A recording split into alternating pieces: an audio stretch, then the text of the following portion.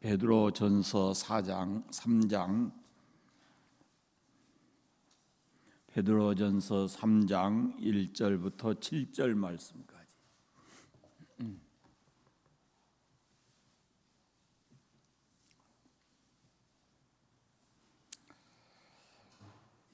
베드로전서 3장 1절에서 7절까지 같이 읽겠습니다. 아내들아, 이와 같이 자기 남편에게 순종하라.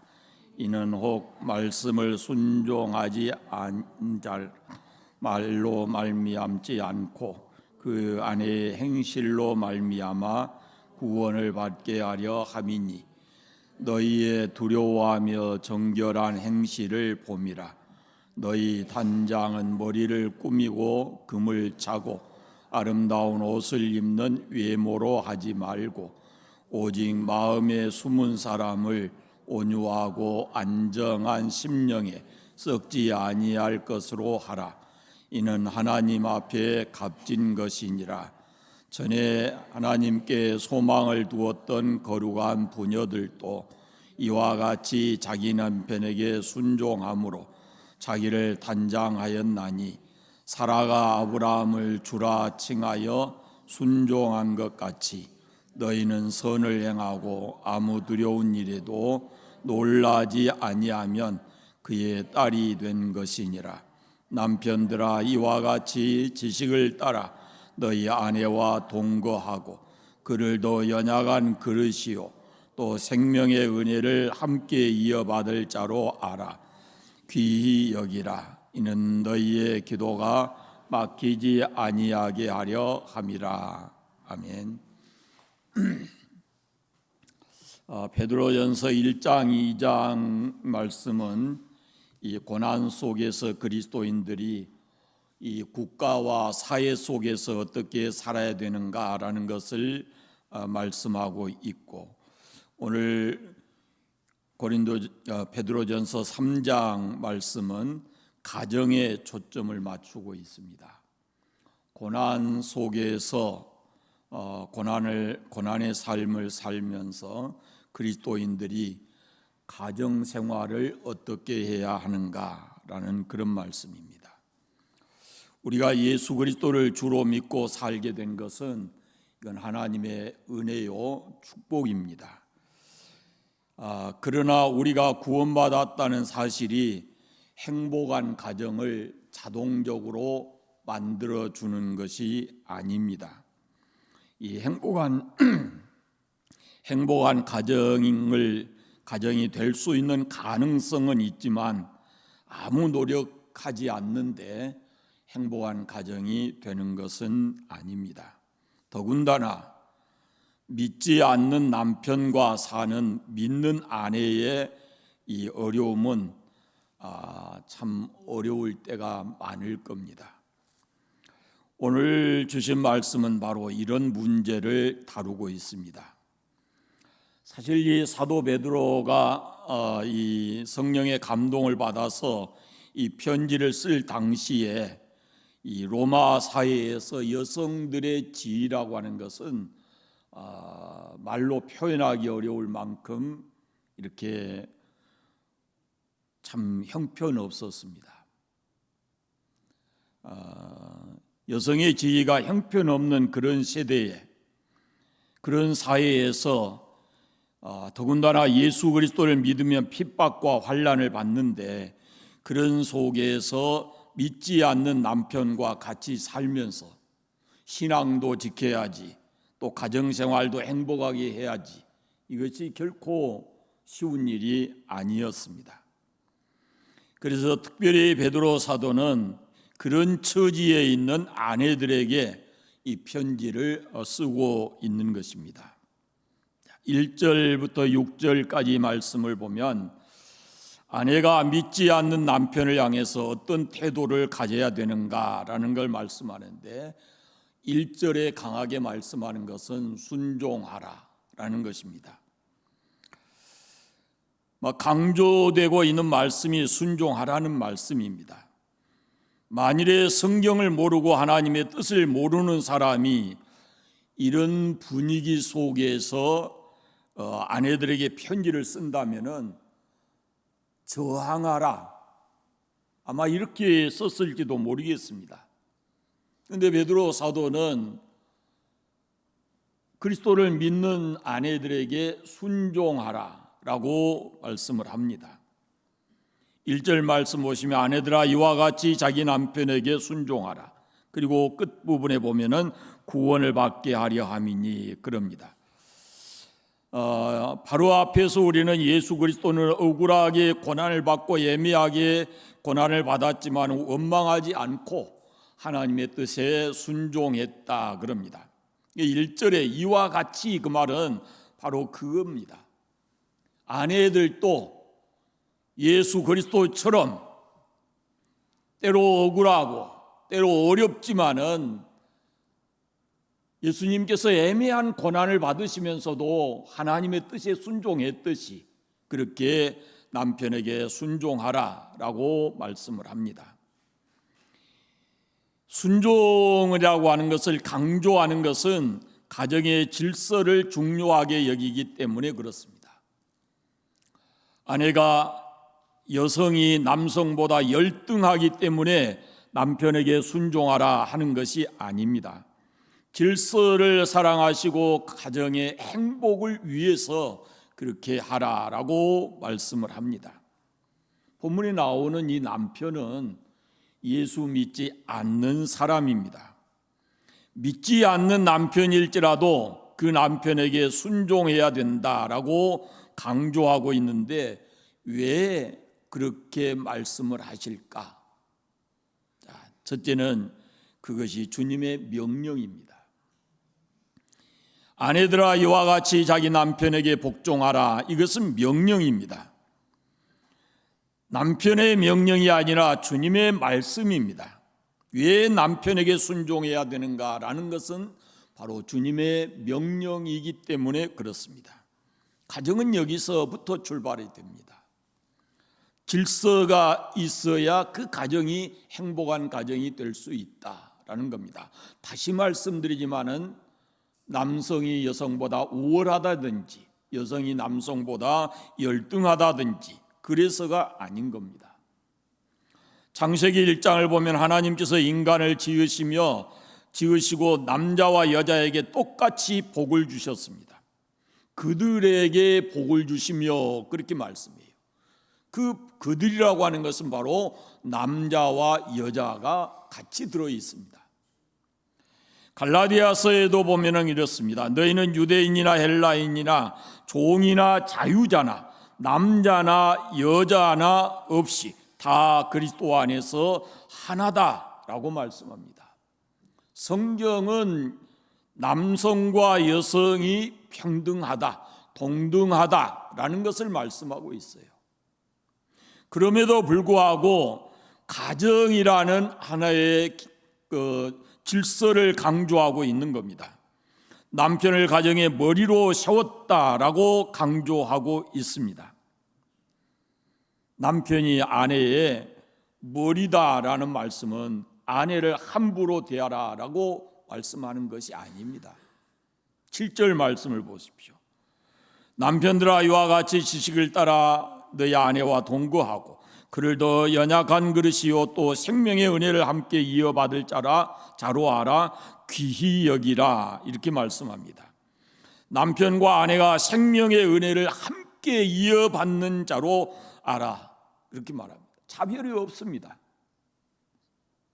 그러므로 남성이 여성보다 우월하다고 하는 성서의 가르침은 결코 없다라는 겁니다. 가정은 작은 우주와도 같습니다. 우주의 질서가 있듯이 작은 이 가정에도 질서가 요구된다라는 그런 말씀입니다. 그래서 하나님께서 아내들에게 남편에게 복종하라라고 명하고 계신다라는 겁니다. 두 번째는 그렇게 하는 것이 믿지 않는 남편에게 복음을 증거할 수 있는 기회가 된다라고 말씀을 합니다. 1절 2절 말씀 보시면 아내가 남편에게 순종하는 태도를 통해서 남편에게 전도할 수 있는 길이 열린다라고 말씀을 합니다. 가령 가정에서 아내가, 예수 믿는 아내가 믿지 않는 남편을 무시한다든지 남편의 성질을 늘 이렇게 건드린다든지 그렇게 해보십시오. 그러면은 전도의 길은 열리지 않는 것이거든요. 아마 남편이 더 화가 나서 그럴지도 모르겠습니다. 죽으면 죽었지 나는 예수 안 믿는다. 아마 그렇게 말할 수도 있을 겁니다. 그러니까 이것이 남자들의 오만한 자존심이지만 하나님께서 남자들을 그렇게 지으셨거든요. 그래서 남편에게 전도하기 위해서, 복음을 증거하기 위해서는 아내의 남편을 대하는 태도가 중요하다라는 것을 말씀하고 있습니다. 2절 말씀에 그 아내의 행실로 말미암아 구원을 받게 하려 함이니라고 말씀합니다. 여러분 다 경험하시겠지만은 인간 관계가 가까우면 가까울수록 말로는 설득이 어렵습니다.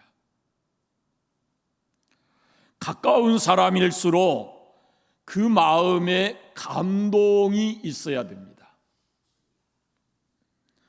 감동은 말을 통해서 나오는 것이 아니고 행동을 통해서 나오는 겁니다. 말씀을 보십시오. 1절 말씀에 보면은 혹 말씀을 순종하지 않은 자라도 말로 말미암지 않고 그 안에의 행실로 말미암아 구원을 얻게 하려 함이니 그럽니다. 말로 말미암지 않고 논리적인 말, 또 거기에다가 잔소리 이런 것으로 해서는 안 된다는 말입니다. 말로 남편에게 감동을 줄 수 있는 아내가 없다는 겁니다. 행동해야 된다는 거죠. 어떤 예수 잘 믿는 부인이 믿지 않는 남편에게 전도하기 위해서 이 남편이 늘 들을 수 있도록 이 텔레비를 그런 채널을 틀어놨어요. 기독교 방송 이런 것을 틀어놨어요. 그리고는 자기는 한쪽 방에 들어가서 기도하는 겁니다. 소리내서 남편 예수 믿게 해달라고. 그런데 어느 날 이 부인이 목사님 찾아와서 그러더랍니다. 목사님, 요새 남편이 집에 안 들어와요 그러더래. 왜? 집에만 들어오면 그거 틀어져 있고 보고 봐야 되니까 아예 집에 안 들어와 버린다는 거예요. 그 지혜로운 방법이 아니잖아요. 어거스틴 참회록에 보면 이런 말이 있어요. 우리 어머니나 아버지를 마치 주님을 모시듯 그렇게 했습니다라고 합니다. 어거스틴의 어머니 모니카의 이런 삶의 태도가 남편에게 감동을 주어서 그 남편을 그리스도께로 인도했다라는 겁니다. 여러분 잊지 말아야 합니다. 가까운 사람일수록 말로 되지 않습니다. 행실이 중요합니다. 어떤 행실인가? 2절 말씀을 보십시오. 너희의 두려워하며 정결한 행실을 봄이라. 두려워하며라는 말씀은 사람을 두려워하는 것이 아니고 하나님을 경외하는 것을 말하는데 하나님을 두려워하는 그 신앙적 행실을 말합니다. 적어도 하나님을 믿는 사람이면 하나님을 두려워하는 경외하는 그런 마음이 보여져야 된다라는 거죠. 거기다가 정결한 행실 그랬습니다. 도덕적인 행실을 말하는데요.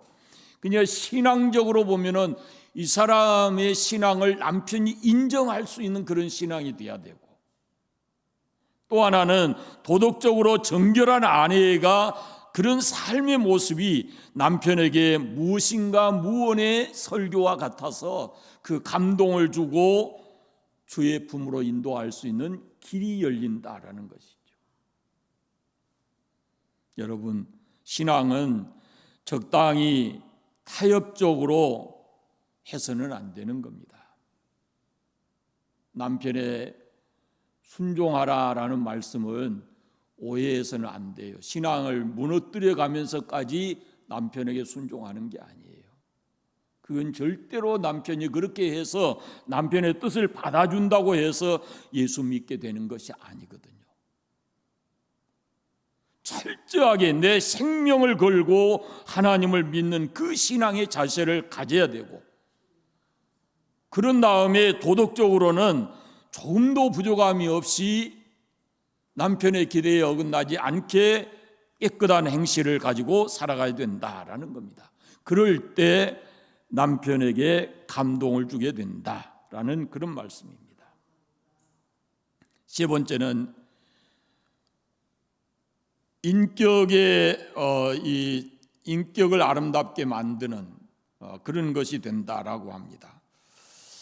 우리가 먼저 예수 믿으면 먼저 배워야 될 것이 순종입니다. 순종이 곧 그리스도인의 인격입니다. 4절 말씀 보십시오. 오직 마음에 숨은 사람을 온유하고 안정한 심령에 썩지 아니할 것으로 하라. 이는 하나님 앞에 값진 것이니라 라고 말씀합니다.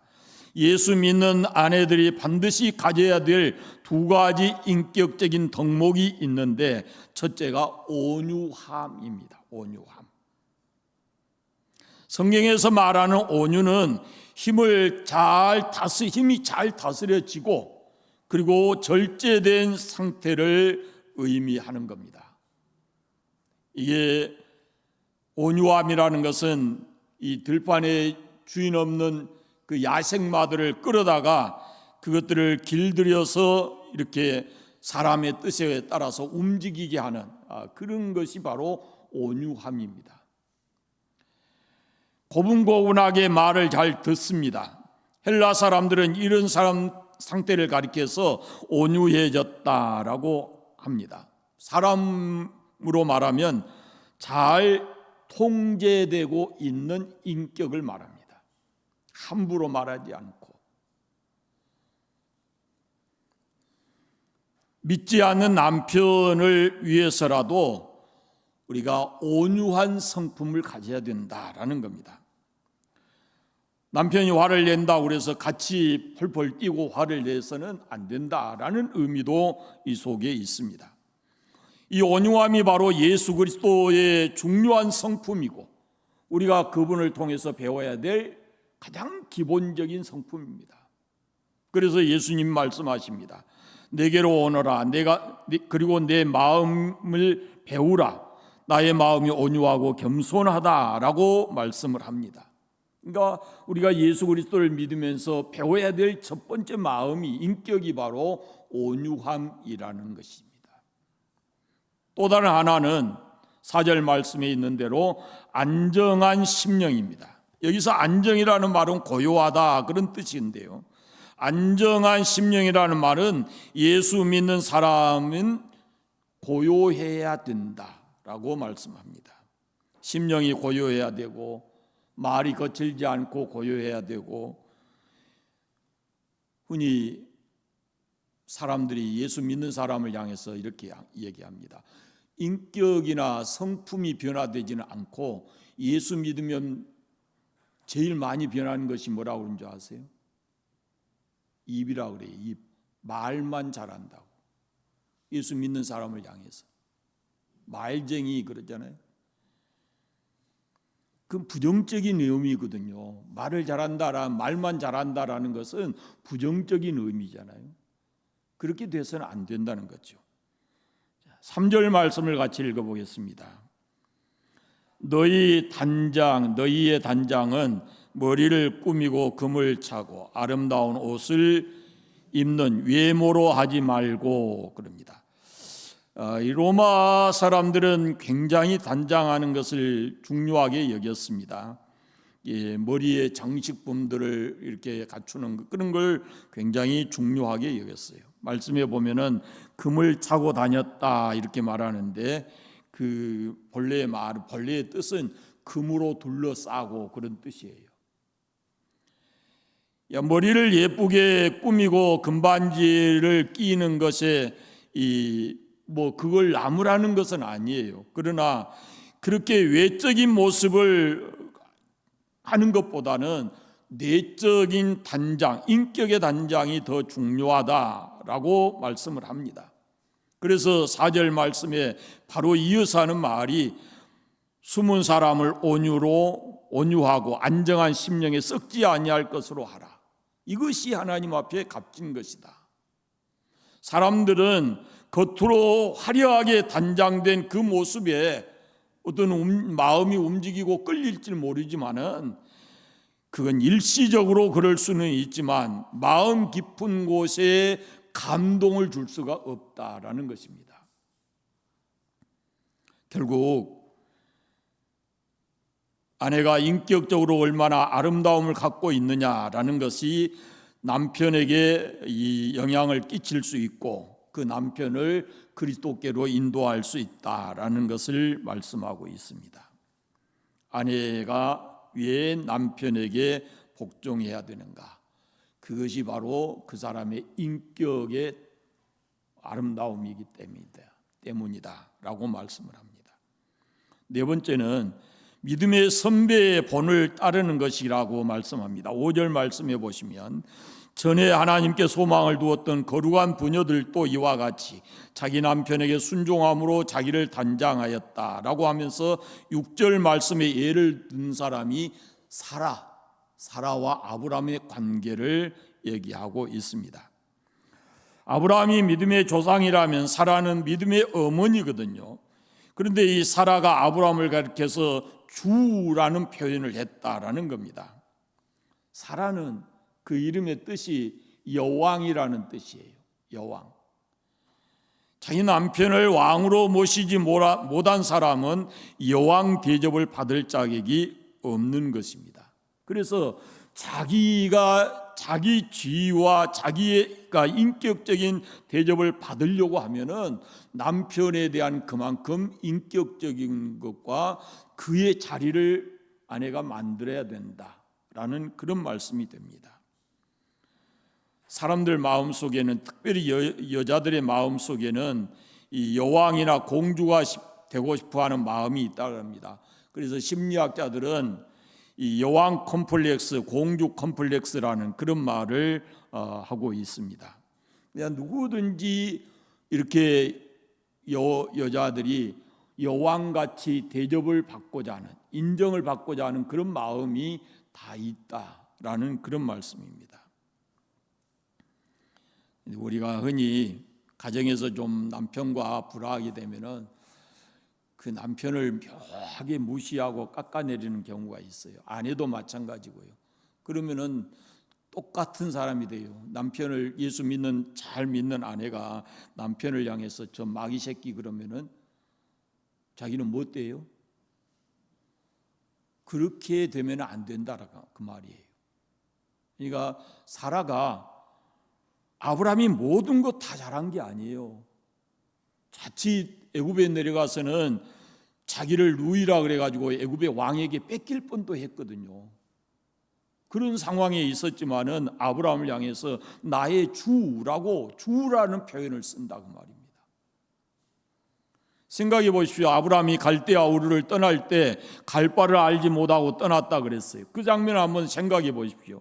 여보, 하나님이 우리더러 이곳을 떠나라고 하는데 어디로 가라시는데요? 글쎄 모르겠어. 아무튼 어디로 가라는 말 없이 우리에게 가라고 그래. 그때 사라가 보통 아내 같았으면 그럴 거 아니겠어요? 당신 정신이 있어 없어? 어디로 갈 줄도 모르면서 어떻게 간단 말인가? 뭐 이렇게 얘기할 수도 있어요. 그런데 성경에 보면은 사라가 그렇지 않았다는 겁니다. 아브라함의 뜻을 받아서 이 아브라함과 함께 이 갈대아 우르를 떠납니다. 우리가 이 사라의 본을 받아야 된다라고 성경은 말합니다. 사라가 아브라함에게 했듯이 그런 태도를 가져야 된다라고 말씀을 하고 있습니다. 그러니까 순종해야 될 여러 가지 이유들을 말씀하고 있죠. 남편과 아내와의 관계, 특별히 예수 믿는 아내들이 믿지 않는 남편과 한 가정을 이루고 살아가면서 이러한 태도를 가져야 그 아내 남편이 예수 그리스도 안에 돌아올 수 있는 가능성이 있다라고 말씀합니다. 그 다음에 남편은 아내에게 어떤 태도를 가져야 되는가? 7절 말씀 우리가 이미 읽었습니다만 한 번 더 같이 읽겠습니다. 남편들아 이와 같이 지식을 따라 너희 아내와 동거하고 그를 더 연약한 그릇이요 또 생명의 은혜를 함께 이어받을 자로 알아 귀히 여기라. 이는 너희 기도가 막히지 아니하게 하려 함이라. 남편들아 이와 같이 지식을 따라 그랬습니다. 이것이 남편들에게 요구되는 가장 기본적인 것이에요. 아내에 대해서 알아야 된다고 말입니다. 아내에 대해서. 남편들은 아내에 대해서 알아야 된다라고 말합니다. 아내들이 뭘 좋아합니까? 뭘 알아야, 기본적으로 뭘 알아야 될 것 같아요? 뭘 알아주면 좋아합니까? 같이 안 사요? 네. 마음을 알아주면 좋죠. 가장 기본적인 것이 뭐예요? 생일 알아줘야 돼. 아무것도 아닌 것 같은데 기본적으로 우리가 그런 것은 알아야죠. 아내의 생일이 언제고 아내와 함께 결혼한 그 날짜도 잊지 않아야 되고 별거 아니지만은 그런 것이 중요하다라고 생각합니다. 또 아내의 건강 상태도 알아야 되고 아내의 고민이 무엇인지 마음도 알아야 되고 그가 하고자 하는 일이 무엇인지 그 꿈에 대해서도 알아야 될 필요가 있고 그럼 어떻게 해서 아내를 알 수 있겠습니까? 객관적으로 연구해야 됩니까? 함께 사는데 뭐 해야 아내를 알 수 있겠어요? 지속적인 대화를 해야 되는 거죠. 소통을 해야 돼요. 그래야 아내를 알고 아내가 남편을 알고 그러는 겁니다. 신체적인 면으로 너희 아내와 동거하고 라고 말합니다. 여기 동거한다는 말은 물론 아내와 남편이 육체적으로 함께 사랑을 나누는 것을 의미하기도 하고 또 정서적인 면도 있는데 그 정서적인 면은 그는 더 연약한 그릇이요 라고 말합니다. 연약한 그릇이라는 말은 깨어지기가 쉽다라는 말인데요. 정서적으로 그만큼 약하다라는 것을 표현하고 있어요. 그러니까 작은 말 한마디에도 상처를 받게 된다라는 겁니다. 그런데 이게 그릇이라는 것이 한번 깨어져 버리면 그것이 다시 정상으로 돌아올 수가 없는 거예요. 아무렇지도 않는 것처럼 살지만은 그 말 한마디에 마음에 상처가 되면은 그것이 평생을 간다 그런 말이에요. 묻어두고 살지만 그게 오래오래 갈 수 있다라는 겁니다. 그래서 이 아내의 정서적인 면을 고려해야 됩니다. 작은 것에서 행복을 느낀다는 것을 알고 조금 작은 부분에도 민감하게 우리가 반응해야 된다라는 겁니다. 쉽지 않는 일이지만요. 뭐 주면 밥상을 차려주면 잘 먹겠습니다 라고 말한다든지 먹고 나서는 감사하게 잘 먹었습니다 이렇게 말하는 것이 그것이 그렇게 상을 차리는 사람에게 보람을 주는 것이거든요. 당연히 해야 될 것처럼 그렇게 받아들이지 말고 그 말 한마디가 그 아내의 마음속에 기쁨이 되고 즐거움으로 그 일을 할 수 있게 만들어준다라는 겁니다. 사실 어려운 일입니다만은 그 아내들은 달라진 분위기라든지 달라진 모습을 남편이 알아주기를 원하거든요. 그런데 그 남자들이라는 것이 그게 쉽지가 않는 거예요. 예를 들어서 저희가 저희 집 사람이 오늘 머리 자르러 간다 그러면 이제 데려다 주니까 머리 자른지 알지. 우리 아무도 모르는 상태에 가서 머리 자르고 와도요, 머리 잘랐는지 안 잘랐는지 잘 모르거든요. 새 옷을 입었는데 그게 이전에 입었던 옷인지 새 옷인지 그런 거 관심이 없어요, 남자들이. 그런데 그런 작은 사소한 것까지도 관심을 가져줘야 된다라는 그런 말씀입니다. 오늘 본문에 보면은 그 아내를 귀히 여기라 이렇게 말씀을 합니다. 육체적으로든지 정서적인 면에 있어든지 아내들을 귀히 여겨라. 그리고 7절 영적인 면을 보십시오. 7절 말씀 마지막에 보면은 이는 너희 기도가 막히지 아니하게 하려 함이라 그렇게 말합니다. 지금까지 말씀드린 대로 남편과 아내가 지적인 면에서, 신체적인 면에서, 정서적인 면에서 이렇게 정상적인 관계가 유지되어야 하는 것은 그렇게 해야 하나님 앞에 기도가 막히지 않는다라고 말하는 겁니다. 7절 말씀은 예수 믿는 남편에게 하는 말이에요. 그렇게 해야 하나님 앞에 기도 드리는 것이 막히지 않는다, 정상적 신앙생활이 유지된다라고 말씀합니다. 부부 생활이 깨져가지고 정상적인 신앙생활이 안 된다는 거죠. 영적인 생활에 큰 영향을 미친다 그 말이에요. 부부 생활이 잘못되면. 그래서 우리가 하나님 앞에 온전한 신앙을 갖기 위해서도 가정 생활이 잘 돼야 된다라고 말씀합니다. 왜 이렇게 남편이 아내에게 성의를 다해야 되는가? 그것은 생명의 은혜를 함께 이어받을 자이기 때문에 그렇습니다. 생명의 은혜라는 것은 영생, 구원의 선물을 의미하는데 하나님께로부터 우리가 받은 이 구원이 얼마나 소중한 것인가, 이 영원한 생명이 얼마나 중요한 것인가, 그것을 함께 바라보고 가는 거거든요. 이번 주일날 아침인가 제가 어떤 분의 설교를 잠깐 보는데, 여러분 사랑은 두 사람이 마주 보는 것이 아니래요. 사랑은 같은 곳을 바라보고 가는 것이래요. 아무리 사랑해도 마주 보고 1년, 2년 가게 되면은 다투지 않을 사람이 아무도 없다는 겁니다. 이 공통적인 어떤 것을 바라보고 살아가야 된다 그런 말이거든요.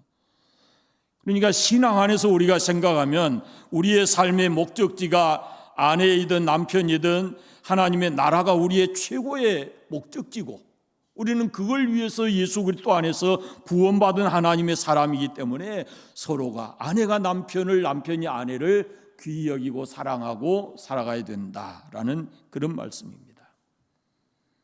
여러분, 가정이 행복하시기를 바랍니다. 물론 우리 가운데 이제 홀로 돼 계신 분들도 많이 있지만 아직 부부가 살아 계신다면은, 함께 있다고 하면은 여러분이 서로가 서로를 그만큼 사랑하고 아껴주고, 그리고 하나님 나라를 같이 소망하면서 믿음의 길을 이렇게 잘 동행해 가는 그런 행복한 가정이 되시길 바랍니다. 기도하겠습니다. 감사합니다. 하나님 아버지, 오늘 우리에게 주 앞에 나와 예배하게 하시고 베드로 사도를 통해서 주신 말씀을 함께 나누며 하나님의 뜻을 깨닫게 하시니 감사합니다. 성도들의 가정이, 특별히 부부 생활이 행복한 부부 생활 되게 하시고 하나님께서 역사하시는 행복한 가정이 되도록 은혜 베풀어 주시기를 간절히 원하옵고 기도합니다. 주께 간절히 소원하옵기는 우리가 이 땅을 사는 동안에 서로가 서로를 사랑하고 아껴주고 행복한 모습으로 살아가게 하시고, 그것을 바라보는 사랑하는 자녀들도 그 삶을 본받아서 그들의 삶도 복된 삶이 되게 해주시기를 간절히 원하옵고 기도합니다. 지금 가정에 어려움이 있고 힘든 일이 있는 사람들, 하나님 돕는 은혜를 베풀어 주셔서 속히 그 모든 우리 성도들의 가정이 행복한 가정이 되도록 축복하시고 함께하여 주옵소서. 예수 그리스도의 이름으로 기도드립니다. 아멘.